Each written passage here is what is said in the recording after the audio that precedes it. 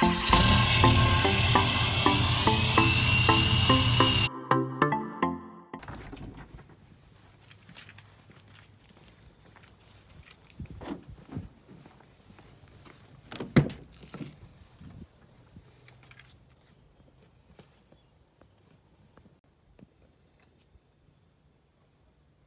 is up, YouTube? Welcome back to the channel. I know I've been gone for quite a significant amount of time. Just had some things going on, but you will notice that the truck is a different color. The truck's a different color because it is a different truck. We ended up trading in the 14 Laramie due to some issues that we had, and I'll post more videos up on that. But we got this truck a few weeks ago, and we're just starting now to do some things on it. We had the leather put in it just a couple days ago. Looks awesome, but it is a Bighorn G56 transmission. I don't have anything done to it yet, other than what we're going to cover this morning, which is a security bypass module.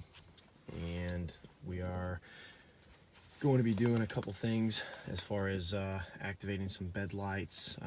We're going to try to do the global down feature for the windows, so when you hit the lock button or hold it, all the windows go down. We installed some LED cargo bed lights that are factory bed lights, and so now we just need to activate them. So all this is going to be done with an OBD Link MX Plus, my tablet here, and Alfa OBD. It's a software program that you can download for Android or Windows. I don't recommend the Windows version, only because my personal experience with it is not very well. I bought that first and had some issues. I couldn't get it to connect.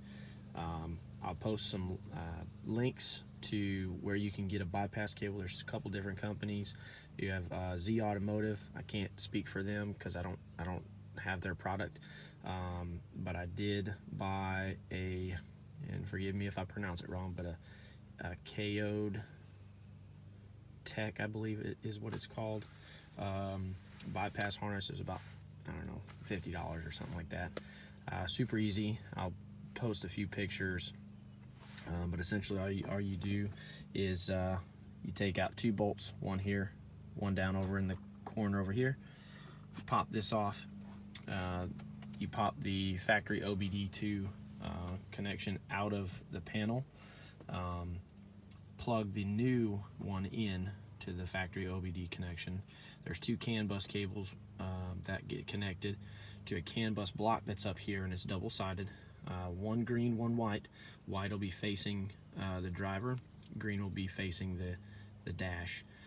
And then you pop the OBD plug that comes with the harness back into this panel. From that point, you're bypassing this security gateway module that RAM or FCA has decided to install to prevent people from programming or doing any changes themselves to your 18 and newer Rams. Me personally, I like to do my own work, so that is why I'm doing this. But we're gonna go get into the video. There'll be more videos to come on this truck, as it does sit stock. There's no rims, there's no deletes, there's nothing on this truck yet. Everything is sitting in a trailer. So with that being said, let's get started. Alright guys, so real quick, I'm going to take you through the steps that you need to do to activate your bed lights, your LED cargo bed lights, and I'll show you where those are mounted so you can see with Alfa OBD. So you got your OBD Link MX Plus installed to the OBD reader. You will go ahead and connect it on the Alfa OBD. So to connect it, you'll see here it says interface not connected. Right here, you'll click on this Bluetooth symbol. This is my OBD Link MX Plus, which is connected. If it is not connected, you can click on it and it'll pair it. Once it's connected, it'll say interface connected. You'll select your make on here, so Dodge Ram. You'll select it. Down here, scroll down till you hit, so this is a 2500, so DJDR, click on it. Then you'll go up here, select function, body computer, select control unit. For this one, it's an 18 with the bypass module installed or harness, so I'm going to click on body computer, model year 1617 PowerNet. Okay, so now it's going to prompt you to connect. You want to connect it. It'll say connecting to interface.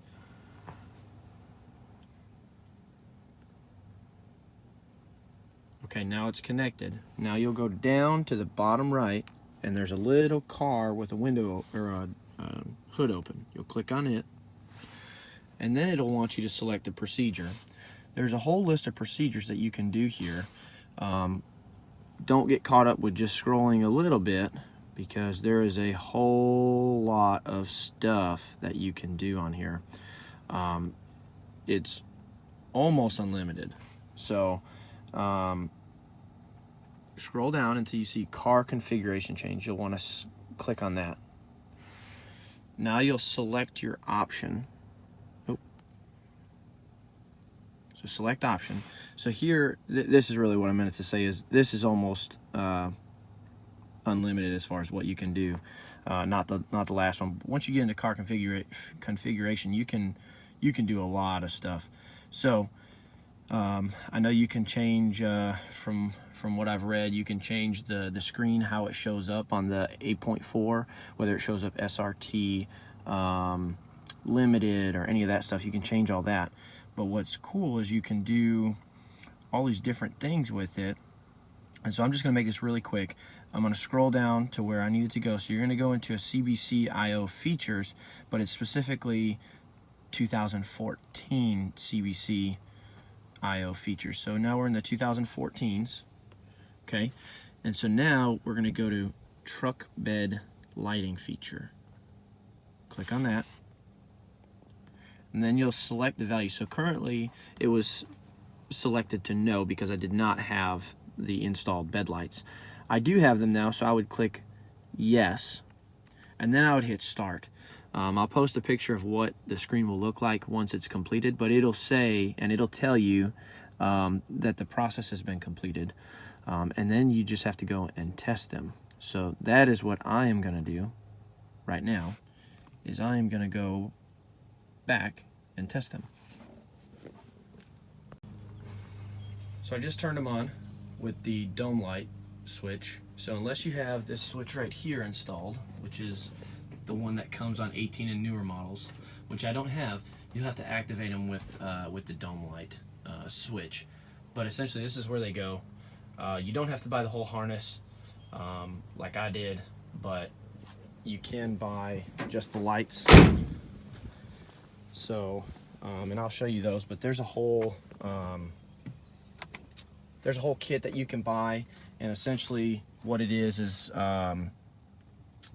it's got the harness, it's got the lights and all that stuff. And I'll also post a part number, because the one that I bought it off of eBay, and it was missing one of the it's like a little toggle bolt. It's plastic and it's specific to the lights that was missing from the lady that I bought it from. So it's really hard to find, and if you try to get them from Dodge, they're going to want you to buy 8 of them, because a lot of times they're special order unless your Ram dealer or Dodge dealer carries them. So I'll post that link below, or that part number below as well, for those toggle bolts, and we'll go from there. So I'll also do the global down, and I'll show you guys where to find that once I get to it. Real quick, one of the other things you can do is say you want your fog lights to stay on with your high beams. So what you can do is you can go into the the CBC features. So this one will be not the 2014 CBC IO features, but just CBC features. The front fog lamp dropout is what makes your fog lights turn off when you do your high beams. So mine is currently set to yes, so I'm going to set it to no. So you hit next, you'll say procedure completed, and then you're done. Okay, here we go. So when you go to the car configuration change and you go to the drop down, you're going to go to the drop down that's over here for the system you want to select.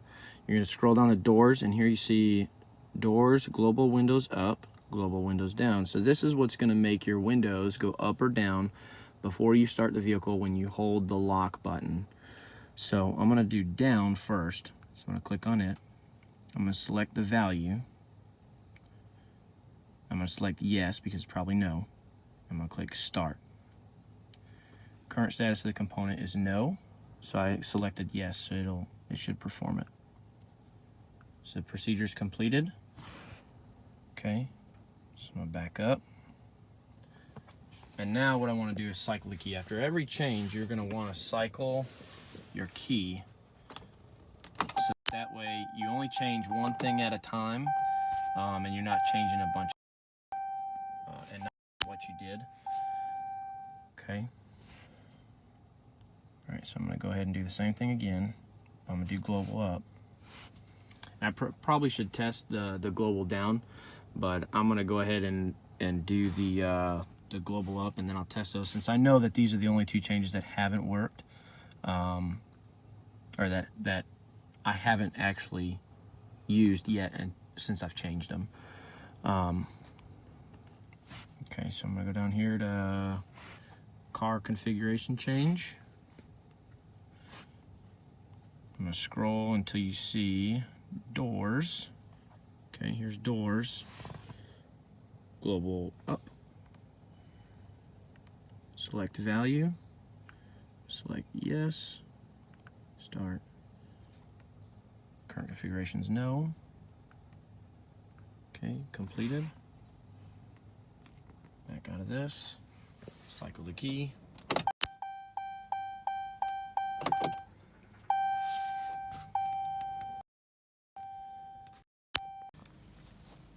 Okay, so we got the global down to work, but not the global up. So global up might not work on these.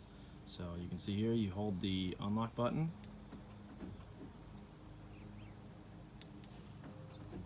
And it's going to roll the windows all the way down until you stop.